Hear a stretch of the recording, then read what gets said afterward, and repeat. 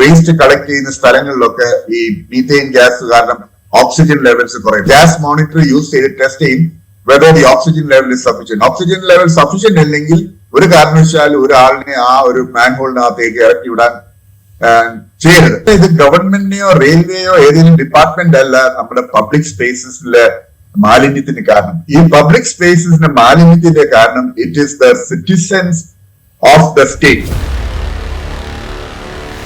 സ്വാഗതം ഇൻസൈറ്റിലേക്ക് ഒരിക്കൽ കൂടി. നമ്മൾ സംസാരിക്കുന്നത് തിരുവനന്തപുരത്ത് ആമഴഞ്ചാൻ തോടിൽ ശുചീകരണത്തിൽ ഇറങ്ങി മരിച്ചുപോയ ജോയി എന്ന തൊഴിലാളിയുടെ അവസ്ഥയെക്കുറിച്ചും അതിനെ തുടർന്ന് മാലിന്യ നിർമ്മാർജ്ജനത്തെക്കുറിച്ചും മാലിന്യ നിർമ്മാർജ്ജനത്തിന് ഇറങ്ങുന്ന മനുഷ്യന്മാർക്ക് വേണ്ട സുരക്ഷാ സംവിധാനത്തെക്കുറിച്ചുമൊക്കെയുള്ള ചർച്ചകൾ ഉയർന്നു വരുന്നുണ്ട്. മാലിന്യ നിർമ്മാർജ്ജനത്തെക്കുറിച്ചാണ്. മാലിന്യം എങ്ങനെ ഉണ്ടാകുന്നു, അത് ആര് നിർമ്മാർജ്ജനം ചെയ്യണം, ഇത് ആരുടെ ചുമതലയാണ് എന്നതിലൂന്നിയാണ് പ്രധാനമായും ഈ ചർച്ചകളൊക്കെ മുന്നോട്ട് പോകുന്നത്. കേരളം പോലെ ഇത്രയും ജനസാന്ദ്രതയുള്ള ഒരു സംസ്ഥാനത്ത് മാലിന്യ നിർമ്മാർജ്ജനം എന്ന് പറയുന്നത് അത്രത്തോളം എളുപ്പമുള്ള ഒരു സംഗതിയല്ല. മാലിന്യ നിർമ്മാർജ്ജനത്തെക്കുറിച്ചുള്ള അല്ലെങ്കിൽ അതുമായി ബന്ധപ്പെട്ട പ്രശ്നങ്ങൾ കുറേ കാലങ്ങളായിട്ട് നമ്മൾ ചർച്ച ചെയ്തുകൊണ്ടിരിക്കുന്നതാണ്. എന്നിട്ടും അതിനൊരു പരിഹാരം ഉണ്ടായിട്ടില്ല. അപ്പോൾ സ്വാഭാവികമായിട്ടും ഇത് നിർമ്മാർജ്ജനം ചെയ്യുന്ന തൊഴിലിന്, ആ ജോലിക്ക് ഇറങ്ങാൻ ഒരുപാട് ആളുകൾ നിർബന്ധിക്കപ്പെടാറുണ്ട്. ഈ മാലിന്യ നിർമ്മാർജ്ജനത്തിന് വേണ്ടിയിട്ട് മാൻഹോളിൽ ഇറങ്ങി ഉണ്ടാകുന്ന അപകടങ്ങളും കേരളത്തിൽ പുതിയതല്ല. കോഴിക്കോട്ട് ഇതുപോലെ കോർപ്പറേഷനകത്ത് ഒരു മാൻഹോളിൽ ഇറങ്ങിയ 2 തൊഴിലാളികളെ രക്ഷിക്കാൻ വേണ്ടി, ശുചീകരണത്തിന് ഇറങ്ങി ബോധം കിട്ടുപോയ 2 തൊഴിലാളികളെ രക്ഷിക്കാൻ വേണ്ടി ശ്രമിച്ച ഓട്ടോറിക്ഷ ഡ്രൈവറായ നൌഷാദ് മരിച്ചത് നമുക്കറിയാം. ഈ അടുത്ത് കോഴിക്കോട് തന്നെ ഒരു ഹോട്ടലിലെ മാലിന്യ കുഴിയിൽ ഇറങ്ങിയ 2 തൊഴിലാളികൾ മരിച്ചത് ഈ അടുത്താണ്. അതിന് തൊട്ടുപിറകെയാണ് ഇപ്പോൾ ജോയിയുടെ സംഭവം ഉണ്ടായിരിക്കുന്നത്. ഇത്തരം ആളുകളുടെ സുരക്ഷയ്ക്ക് എന്തൊക്കെ സംവിധാനങ്ങളാണ് ഉള്ളത്, എന്തൊക്കെ സംവിധാനങ്ങളാണ് സർക്കാർ അല്ലെങ്കിൽ ഭരണകൂടം നിഷ്കർഷിച്ചിരിക്കുന്നത്, അത് പാലിക്കപ്പെടുന്നുണ്ടോ എന്നൊക്കെയാണ് നമ്മൾ സംസാരിക്കുന്നത്. നമുക്കൊപ്പം ഇന്നുള്ളത് ജോസി ജോൺ ആണ്. ഒരു ചീഫ് സുരക്ഷാ എക്സ്പേർട്ടാണ് അദ്ദേഹം. കൺസ്ട്രക്ഷൻ മേഖലയിലെ സുരക്ഷാ സംവിധാനങ്ങളെക്കുറിച്ച് പഠിക്കുകയും അത് ഇംപ്ലിമെന്റ് ചെയ്യാൻ നേതൃത്വം നൽകുകയും ചെയ്യുന്ന വ്യക്തിയാണ് അദ്ദേഹം. വേൾഡ് ബാങ്കിന്റെ കൺസൾട്ടന്റായി പ്രവർത്തിക്കുന്ന വ്യക്തി കൂടിയാണ് അദ്ദേഹം. സ്വാഗതം ഇൻസൈറ്റിലേക്ക്. നമ്മളിത് സംസാരിക്കുമ്പോൾ ആദ്യമായിട്ട് എനിക്ക് ചോദിക്കാനുള്ളത്, ഇത്തരം പ്രവൃത്തികൾ, ഇപ്പോൾ ഒരു മാൻഹോളിൽ ഇറങ്ങി ഈ മാലിന്യ നിർമ്മാർജ്ജനം നടത്താൻ നിർബന്ധിക്കപ്പെടുന്ന തൊഴിലാളികളുടെ എണ്ണം ഇന്ത്യയിൽ എടുത്തു കഴിഞ്ഞാൽ വളരെ കൂടുതലാണ്. അത് ചെയ്യേണ്ടി വരുന്നുണ്ട് മനുഷ്യന്മാർക്ക് ഇപ്പോഴും. ഇവർക്കുള്ള സുരക്ഷാ മാനദണ്ഡങ്ങളെക്കുറിച്ച് ഭരണകൂടം, ഇപ്പോൾ 2018 കേന്ദ്ര നഗര വികസന മന്ത്രാലയം ചില മാർഗനിർദ്ദേശങ്ങൾ ഇറക്കിയിട്ടുണ്ട്. ഇത് എങ്ങനെയാണ് ഇതൊക്കെ ചെയ്യുന്നത്, പക്ഷെ ഇത് പാലിക്കപ്പെടുന്നുണ്ടോ എന്നുള്ള ഉറപ്പാക്കപ്പെടുന്നുണ്ട്. എന്തൊക്കെ സേഫ്റ്റി മെഷേഴ്സ് ആണ് ഇത്തരം സാഹചര്യങ്ങളിൽ നിർദ്ദേശിക്കപ്പെട്ടിരിക്കുന്നത്? സ്യൂവേജ് അഥവാ സ്യൂവറേജ് ഒരു ആഗോള റിക്വയർമെന്റ് ആണ്, അല്ലെങ്കിൽ എല്ലായിടത്തും കാണുന്ന ഒരു ആവശ്യം. മനുഷ്യ വാസമുള്ള സ്ഥലങ്ങളിൽ എല്ലാവർക്കും ഇതുണ്ടാവും. എന്നാൽ ഇന്ത്യയിലെ ചില പ്രത്യേക സാഹചര്യങ്ങളിൽ ഇത് പ്രോപ്പറായിട്ട് ഹാൻഡിൽ ചെയ്യാത്തതിൻ്റെതായ പ്രയാസങ്ങളാണ് കാണുന്നത്.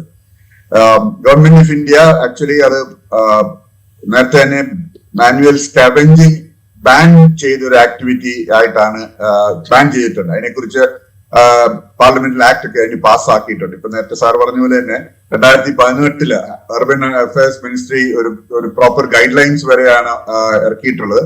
ആ ഗൈഡ് ലൈൻസ് തന്നെ ഫോളോ ചെയ്താൽ ആ ഗൈഡ് ലൈൻസിൽ എന്താണ് ചെയ്യേണ്ടത് എന്നുള്ളത് വളരെ വ്യക്തമായിട്ടാണ് അത് പറഞ്ഞിട്ടുള്ളത്. അത് അനുസരിച്ച് ആ standard operating procedure, septic tank സീവറൊക്കെ ക്ലീൻ ചെയ്താൽ ഒരു കാരണവശാലും ഒരു ഫേറ്റൽ ആക്സിഡന്റ് ഉണ്ടാകാൻ സാധ്യതയില്ല.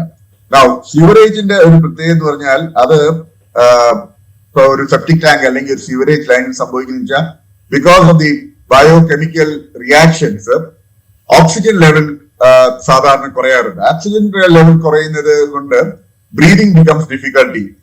മീഥെയിൻ, CH4 മീഥെയിൻ, അതുപോലെ തന്നെ ഹൈഡ്രജൻ സൾഫൈഡ് മുതലായ ഗ്യാസസ് ഒക്കെ അതിന്റെ അത് produce, even in some cases the quantity of carbon dye oxide can also go.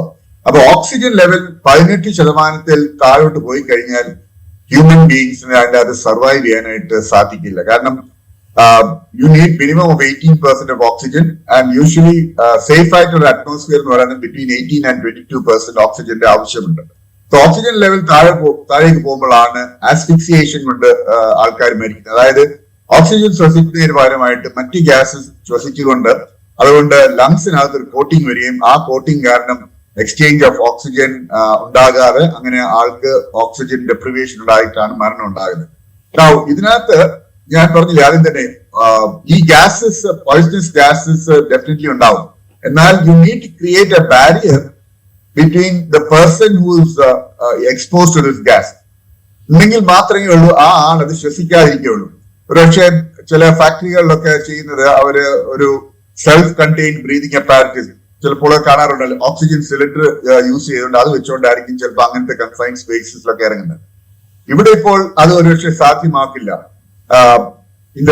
ഇൻഡസ്ട്രീസിലൊക്കെ സാധാരണ അഡ്വാൻസ് സ്ഥലങ്ങളിലൊക്കെ യൂസ് ഗ്യാസ് മോണിറ്റർ യൂസ് ചെയ്ത് ടെസ്റ്റ് ചെയ്യും whether the oxygen level is sufficient. Oxygen level sufficient അല്ലെങ്കിൽ ഒരു കാരണവശാലും ഒരാളിനെ ആ ഒരു മാൻഹോളിനകത്തേക്ക് ഇറക്കി വിടാൻ ചെയ്യരുത്, ഒരു കാരണവശാലും അതിനെ ചെയ്യരുത്. കാരണം if you send that man into that oxygen deprived atmosphere, തീർച്ചയായിട്ടും അദ്ദേഹം he will be asphyxiated and the chance of him surviving is very very less.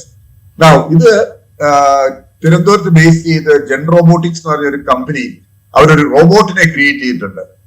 So gases are still present. അതിനകത്ത് നമ്മൾ ടെസ്റ്റ് ഒന്നും ചെയ്യേണ്ട. ഈ robot is not being a human being. ആ റോബോട്ടിനെ use ചെയ്തുകൊണ്ട് അവർ ഈ സ്വീവറേജ് ലൈൻസും മാൻ ഹോൾസ് ക്ലിയർ ചെയ്യാനായിട്ടുള്ള ഒരു യുണീക്ക് ആയിട്ടുള്ള ഒരു പ്രോഡക്റ്റ് അവർ ഇൻട്രൊഡ്യൂസ് ചെയ്യാൻ. In fact that has been accepted by many governments in India. The government of India, Prime Minister has also has applauded them. അവരെ റെക്കഗ്നൈസ് ചെയ്തതാണ്. ട്രിവാൻഡ്രം ബേസ്ഡ് ജെൻ റോബോട്ടിക്സ് എന്ന് പറയുന്ന കമ്പനി പല മുനിസിപ്പാലിറ്റിയിലൊക്കെ ഇപ്പോൾ അതിന് പേര് കൊടുത്തേക്കുന്നത് ബാൻഡിക്കൂട്ട്, മലയാളത്തിൽ പെരിച്ചാഴി എന്നുള്ള പേര് വരെയാണ് അതിന് അവർ കൊടുത്തിരിക്കുന്നത്. So that robot can go inside. This bandicoot goes inside to those areas and definitely ഒരു ഗ്യാസും ഇല്ലെങ്കിലും ഉണ്ടെങ്കിലും it will not get affected at all. It will carry out the cleaning activities and it will come out. So that is one way of looking at it. So as long as you allow human beings വീണ്ടും അതിലേക്ക് താഴേക്ക് വിട്ടു കഴിഞ്ഞാൽ ഈ ഗ്യാസിന്റെ ഓക്സിജന്റെ കുറവ് കാരണമാണ് പലപ്പോഴും ഈ ഡെത്ത് ഉണ്ടാകുന്നത്. ഇപ്പൊ ജോയിയുടെ കാര്യത്തിലാണെങ്കിലും and gases like methane, carbon dioxide, hydrogen sulfide. Hydrogen sulfide is much more a killer. Actually, methane is not a killer like hydrogen sulfide. Whereas hydrogen sulfide, if you inhale hydrogen sulfide, maranam is a guarantee. And methane gas actually does not even have a smell. Whereas hydrogen sulfide has a smell of chee mottayude smell aanu hydrogen sulfide ullathu. അതുകൊണ്ട് ഈ oxygen deprivation കൊണ്ടാണ് പലപ്പോഴും ഈ മരണം സംഭവിച്ചിരിക്കുന്നത്. Even open ഏരിയാസിൽ പോലും ഈ sewage collection അല്ലെങ്കിൽ വേസ്റ്റ് കളക്ട് ചെയ്യുന്ന സ്ഥലങ്ങളിലൊക്കെ ഈ മീഥെയിൻ ഗ്യാസ് കാരണം ഓക്സിജൻ ലെവൽസ് കുറയും. അതുകൊണ്ടാണ് ഒരാൾ ആ ലോവർ ലെവലിൽ നിൽക്കുവാണെങ്കിൽ അപ്പർ ലെവലിൽ ഓക്സിജൻ ഉണ്ടാവുന്ന, lower level because of lack of oxygen the person gets asphyxiated and died. So in all these cases, this is the reason, lack of oxygen. And the best way is to prevent sending the person there. അതിന് പകരം നമ്മുടെ ഈ gen robotics ഒക്കെ manufacture ചെയ്ത് മാർക്കറ്റിൽ ഇറങ്ങിയിരിക്കുന്ന bandicoot എന്നുള്ള റോബോട്ടിനെയൊക്കെ use ചെയ്ത് നമുക്ക് ക്ലീൻ ചെയ്യാം. പ്രത്യേകിച്ച് കേരളത്തില് we call ourselves as the most advanced state in the country, highly literate. But when it comes to these things, we tend to be not at all literate, or maybe it is by choice. അങ്ങനെ ഒരു പ്രശ്നമാണുള്ളത്. കേരളത്തിൽ ഉണ്ടാക്കുന്ന ഒരു product ഞാൻ ഇതുവരെ കേരളത്തിൽ അത് വ്യാപകമായിട്ട് ഉപയോഗിച്ച് കണ്ടിട്ടില്ല. എന്നാൽ മറ്റു സംസ്ഥാനങ്ങളിലൊക്കെ അത് ഉപയോഗിക്കുന്നുണ്ട്. കാരണം working Tata consulting engineers as the safety expert. നിങ്ങൾ പല സ്മാർട്ട് സിറ്റീസ് ഒക്കെ വർക്ക് ഉണ്ടായിരുന്നു. അപ്പൊ സൂറത്ത് മുനിസിപ്പാലിറ്റി, മറ്റ് ചില നോർത്ത് ഇന്ത്യൻ മുനിസിപ്പാലിറ്റീസ് ഒക്കെ അത് വാങ്ങുകയും അത് അവർ ഉപയോഗിക്കുന്നൊക്കെയാണ്. ഞാൻ ഇതുവരെ കേരളത്തിൽ ഒരു പക്ഷേ നമുക്ക് അങ്ങനത്തെ സ്യൂവറേജ് സിസ്റ്റംസ് ഇല്ലാത്തതുകൊണ്ടായിരിക്കും അത് യൂസ് ചെയ്യാത്തത്. Possibly going forward it might happen. എന്നാൽ ഇൻഡിവിജ്വൽ ഹൗസസിലൊക്കെ ഇത് യൂസ് ചെയ്യാനായിട്ട് പറ്റും. ഈ പറഞ്ഞ ഹോട്ടൽസ്, അങ്ങനെ പബ്ലിക് ബിൽഡിംഗ്സിലൊക്കെ ഉള്ള സ്ഥലങ്ങളില് ഈ ബാൻഡിക്കൂട്ട് ഈ റോബോട്ടിനെ യൂസ് ചെയ്താൽ തീർച്ചയായിട്ടും മരണങ്ങൾ 100% നമുക്ക് ഒഴിവാക്കാൻ പറ്റുകയും ചെയ്യും. നമുക്ക് നമ്മൾ ഉദ്ദേശിച്ച കാര്യം, അതായത് cleaning up those manholes, cleaning up those sewers will be 100% possible. Right. നമ്മളിത് പറയുമ്പോൾ ഇപ്പോൾ കേരളത്തിലൊരു സിനാരിയോ എടുത്തു കഴിഞ്ഞാൽ കേരളത്തിൽ ഇത്തരം ജോലികൾക്ക് നിയോഗിക്കപ്പെടുന്നത് സാധാരണഗതിയിൽ സമൂഹത്തിലെ ഏറ്റവും താഴേക്കിടയിലുള്ള ആളുകളാണ്. ഈ ഉപജീവനത്തിന് മറ്റു മാർഗങ്ങൾ കണ്ടെത്താൻ ബുദ്ധിമുട്ടുന്ന ആളുകൾ, എന്ത് ജോലിയും ചെയ്യാൻ തയ്യാറുള്ള ആളുകൾ, ഇത്തരം മനുഷ്യരെയാണ് ഇതിലേക്കൊക്കെ നിയോഗിക്കുക. അപ്പൊ ഇവരുടെ സുരക്ഷ ഉറപ്പാക്കുക, ഇവർക്ക് വേണ്ട ഇപ്പോൾ ഗൈഡ് ലൈൻസ് അനുസരിച്ചുള്ള സുരക്ഷാ ക്രമീകരണങ്ങളുണ്ട്. ഇപ്പോൾ ഓക്സിജൻ ലെവൽ ചെക്ക് ചെയ്യുക, അതുപോലെ ഈ മാൻഹോൾ ആണെങ്കിൽ അത് തുറന്നിട്ട് നിശ്ചിത സമയം കഴിഞ്ഞതിന് ശേഷം മാത്രം ക്ലീൻ ചെയ്യാനുള്ള പ്രൊസീഡിങ്സ് ഉണ്ടാക്കുക. അതുപോലെ അതിന് സുരക്ഷാ മാനദണ്ഡങ്ങളിൽ പറയുന്നത് ഇതിന് ആ റോഡ് വരെ ക്ലിയർ ചെയ്ത് വെക്കണം, എന്തെങ്കിലും പ്രശ്നം ഉണ്ടാവുകയാണെങ്കിൽ ആളെ കൊണ്ടുപോകാനുള്ള സംവിധാനങ്ങൾ ഉണ്ടായിരിക്കണം, അങ്ങനെ പലതരത്തിലുള്ള നിർദ്ദേശങ്ങളുണ്ട് അതിനകത്ത്.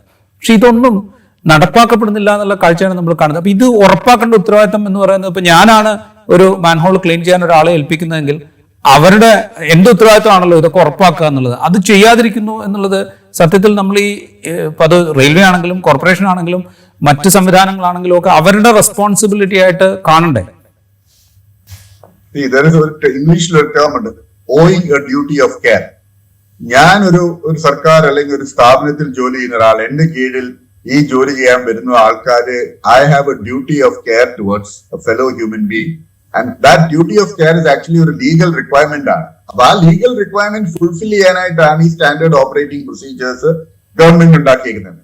There are a lot of governments make standard operating procedures so that the life of a human being is protected, because that is what the government is all about. പക്ഷെ പലപ്പോഴും ഇത് ചെയ്യാത്തതിന് കാരണം ഒന്ന്, ഈ പറഞ്ഞ regulatory bodies, they don't care. For them it's not at all an important aspect at all. അവിടെ rules and regulations, they are not even aware of many of these rules and regulations. ഞാൻ അങ്ങനത്തെ സിറ്റുവേഷൻസിലൊക്കെ work ചെയ്തിട്ടുണ്ട്, where I had to deal even with chief engineers in government departments, and when I explained to them the requirements of safety as per the rule, whether it's a BOCW Act or the Factories Act or any of these things, they are not even aware. And I'm talking not at people at lower levels, people even at the level of chief engineers are sometimes not even aware. They don't take an extra effort. So government in the side in then there has to be a mandatory requirement. Probably I would even say that ഈ പറഞ്ഞ എഞ്ചിനീയേഴ്സിനൊക്കെ ഒരു training നടത്തിയിട്ട് അവരിത് ഈ വക കാര്യങ്ങളെ കുറിച്ച് ബോധവാന്മാരാകുകയും അത് വളരെ കർശനമായിട്ട് കോൺട്രാക്ച്വൽ കണ്ടീഷൻസിനകത്തൊക്കെ അത് ഇൻക്ലൂഡ് ചെയ്തിട്ട് വേണം അത് ചെയ്യിപ്പിക്കാനായിട്ട്. പ്രൈവറ്റ് ഏജൻസീസ്, മേ ബി വല്ല ഹോട്ടൽ പ്രൊപ്പറേറ്റർ അല്ലെങ്കിൽ ഹോട്ടൽ ബിൽഡിംഗ്സ്, ഹോട്ടൽസ് ഒക്കെ നടത്തുന്നവരുണ്ട്, അവരൊക്കെ ഞാൻ കണ്ടിട്ടുണ്ട്. അവരുടെ കോൺട്രാക്ടിനകത്ത് വളരെ ക്ലിയർ ആയിട്ട് പറയുന്നുണ്ട്, കോൺട്രാക്ടർ ഇന്ന കണ്ടീഷൻസ് കൊണ്ടുവരുന്നവർക്ക് ഹെൽത്തി ആയിരിക്കും. First thing is that you need to have workers who themselves have to be healthy. There has to be a medical certificate that they are physically fit to carry out this activity, number one. And then he has to provide them the necessary personal protection equipment like gloves. Then they have to provide them with masks and even gas testing facilities. And if the gas testing, if it goes below 18% or the oxygen doesn't allow, you are not allowed to send the person inside. So all these conditions are already clear at the contracts and it gets enforced. But I don't see that really happening probably in the government sector, because it's basically ignorance, lack of the requirements that leads these kind of situations. അതുകൊണ്ടാണ് ഇങ്ങനെ പല മരണങ്ങളും ഒക്കെ government സെക്ടറിലൊക്കെ കൂടുതലായിട്ട് ഉണ്ടാകുന്നത്. Private സെക്ടറിൽ ഉണ്ടാകുന്നുണ്ട്. That again can be to a certain level to a negligence, but by and large there is an improvement in that area, that people are making an effort to ensure that safe practices are being followed. ഈ ഇപ്പോൾ തിരുവനന്തപുരത്ത് അപകടം ഉണ്ടായതിനു ശേഷം കേരളത്തിൽ നടന്ന discussions ശ്രദ്ധിച്ചിട്ടുണ്ടോ എന്ന് എനിക്കറിയില്ല. ഇവിടെ പ്രധാനമായിട്ടും ഉയർന്നു വന്ന ഒരു കാര്യം എന്ന് വെച്ചാൽ മാലിന്യം കെട്ടിക്കിടക്കുന്നു. ഈ മാലിന്യം എങ്ങനെ ഉണ്ടായി? ഇത് ആര് ജനറേറ്റ് ചെയ്തതാണ്? റെയിൽവേ ഉണ്ടാക്കിയതാണോ, അല്ലെങ്കിൽ മറ്റ് കോർപ്പറേഷനിൽ നിന്ന് അല്ലെങ്കിൽ കോർപ്പറേഷന്റെ ഭാഗത്തു നിന്നുണ്ടായ വീഴ്ച കൊണ്ട് സംഭവിച്ചാണ്? ഈ ഡിസ്കഷനാണ് പ്രധാനമായിട്ടും ഈ അപകടത്തിന് ശേഷം പ്രധാനമായിട്ടും ഉയർന്നു വന്നത്. ഇപ്പോ തുടർന്നുള്ള ഡിസ്കഷൻസിലും ഈ മാലിന്യം നീക്കാൻ അല്ലെങ്കിൽ ഈ ജനറേറ്റ് ചെയ്യുന്നത് എങ്ങനെയെന്ന് കണ്ടുപിടിക്കാനും അത് നീക്കാനും ഒക്കെയുള്ള നടപടികളെ കുറിച്ചൊക്കെ ഡിസ്കഷൻസ് നടക്കുന്നുണ്ട്. പക്ഷെ ഇത് ക്ലീൻ ചെയ്യാൻ പോകുന്ന മനുഷ്യന്മാര്, അവർക്ക് വേണ്ട സുരക്ഷാ സംവിധാനങ്ങളെ കുറിച്ച് ഒരു ഡിസ്കഷനും ഗവൺമെന്റ് ലെവലിൽ നടന്നതായിട്ട് കാണുന്നില്ല. ഇതുമായി റിയാക്ട് ചെയ്ത ഭരണാധികാരികളുടെ ഭാഗത്തു നിന്നും അത് സംബന്ധിച്ചുള്ള ഒരു കമന്റ് പോലും വന്നതായിട്ട് കാണുന്നില്ല. വെച്ചാൽ ഈ ഞാൻ നേരത്തെ ചൂണ്ടിക്കാണിച്ച പോലെ തന്നെ ഈ സമൂഹത്തിന് താഴെക്കിടയിലുള്ള മനുഷ്യര് അവരിത് എങ്ങനെയാണെങ്കിലും ചെയ്തോളും എന്നുള്ളൊരു മുൻവിധിയുടെ ഭാഗമായിട്ടാണോ നമ്മളൊക്കെ ഇരിക്കുന്നത്? ഞാൻ കഴിഞ്ഞ ഒരാഴ്ച ഇവിടെ ഇല്ലായിരുന്നു. I was away in Bangkok for some other personal work and some meetings. എന്റെ ആദ്യത്തെ ട്രിപ്പാണ് ടു ബാങ്കോക്ക്. ഞാൻ അവിടെ ചെന്നിറങ്ങി 2 ദിവസം കഴിഞ്ഞുകൊണ്ട് I was really amazed. Kochi നഗരം അല്ലെ നമ്മുടെ കേരളവും ബാങ്കോക്ക് ഏതാണ്ട് ഒരേ ലാറ്റിറ്റ്യൂഡിലുള്ള സ്ഥലങ്ങൾ തന്നെയാണ്. എന്നാൽ അവിടുത്തെ level of cleanliness is A huge challenge for this state. The roads are so clean. ഇപ്പൊ ഞാൻ കൂടെയുള്ളവരോട് പറയും, നമ്മുടെ കേരളത്തിൽ ഇതേ ലാറ്റിറ്റ്യൂഡിലുള്ളവർ എന്തുകൊണ്ടാണ് ക്ലീൻ ആക്കാൻ പറ്റാത്തത്? ഇവിടെ ഞാൻ പറയുന്നത് ഇത് ഗവൺമെന്റിനെയോ റെയിൽവേയോ ഏതെങ്കിലും ഡിപ്പാർട്ട്മെന്റ് അല്ല, നമ്മുടെ പബ്ലിക് സ്പേസസിലെ മാലിന്യത്തിന് കാരണം. ഈ പബ്ലിക് സ്പേസസിന്റെ മാലിന്യത്തിന്റെ കാരണം it is the citizens of the state. The government doesn't deliberately say government എന്ന് പറയുന്നത് സെക്രട്ടറിയേറ്റ് അവിടുന്ന് ആരെയും കൊണ്ടൊന്നും മാലിന്യമല്ല ഇടുന്ന മാലിന്യമല്ല. Individuals have to have a much higher sense of ownership and they have to take care of the places. അത് പലപ്പോഴും നമ്മൾ കാണാറുണ്ട്. ട്രെയിനിലാണെങ്കിലും ആൾക്കാർ ചായ കുടിച്ച ആ കപ്പോ അല്ലെങ്കിൽ ബോട്ടിൽ ഇമ്മീഡിയറ്റ്ലി ആ പുറത്തോടെ ജനലിൽ കൂടെ പുറത്തേക്കാണ് വലിച്ചെറിയുന്നത്. Nobody wants to take that extra effort. അവിടെ ആ പ്ലാറ്റ്ഫോമിന്റെ അറ്റത്ത് ഒരു വേസ്റ്റ് ബിൻ ഉണ്ട്, വളരെ ചെറുതായിരിക്കും, എന്നാലും അവിടെ വരെ നടന്നിട്ട് അതിന്റെ അകത്ത് ഇടുക എന്നുള്ള ഒരു പ്രാക്ടീസ് ഇല്ല. നമുക്ക് ഏറ്റവും എളുപ്പം സൗകര്യമായിട്ടുള്ള നേരെ ആ ജനലിൽ നിന്ന് പുറത്തോട്ട് അങ്ങനെ ഇട്ടുക. പ്രത്യേകിച്ച് വാട്ടർ ബോഡീസിലേക്ക് കുറച്ച് കഴിയുന്ന മഴ പെയ്ത് ഈ മാലിന്യം എല്ലാം കൂടി അതിന്റെ അകത്ത് ഒരു പക്ഷേ can be organic matter which will decay and ആ ഡീക്കേയിങ് ഓർഗാനിക് മാറ്റർ ആണ് പലപ്പോഴും ഈ CH4 ഹൈഡ്രജൻ സൾഫൈഡ് മുതലായ ഗ്യാസസ് ഒക്കെ പ്രൊഡ്യൂസ് ചെയ്യുന്നത്. അത് ഈ വാട്ടർ ബോഡീസ് ചെല്ലിയും then starts the blame game. Who put it? Railway ആണോ? ഈ കഴിഞ്ഞ ദിവസം ഒരു ചർച്ചയിൽ കണ്ട് 10 കിലോമീറ്റർ നീളമുള്ള ഒരു റിവർ ആണ്, എന്നാൽ റെയിൽവേക്ക് 117 മീറ്റർ, അവരാണ് ഉത്തരവാദികൾ എന്നൊക്കെ പറഞ്ഞൊക്കെ ആൾക്കാർ പറയുന്നുണ്ട്. I would still not blame any government department. I will blame ഈ കേരളത്തിലെ ജനം. മലയാളി ഈസ് റെസ്പോൺസിബിൾ എന്ന് ഞാൻ പറയുള്ളൂ. കാര്യം അവനൊരു സൂക്ഷിക്കാത്തിടത്തോളം കാലം this problem is not going to go away. So നമ്മൾ തന്നെ ഒരു സെൽഫ് അവയർനെസ്, ഒരു ദൃഢപ്രതിജ്ഞ എടുക്കണം. I will never dispose of any waste onto the public road.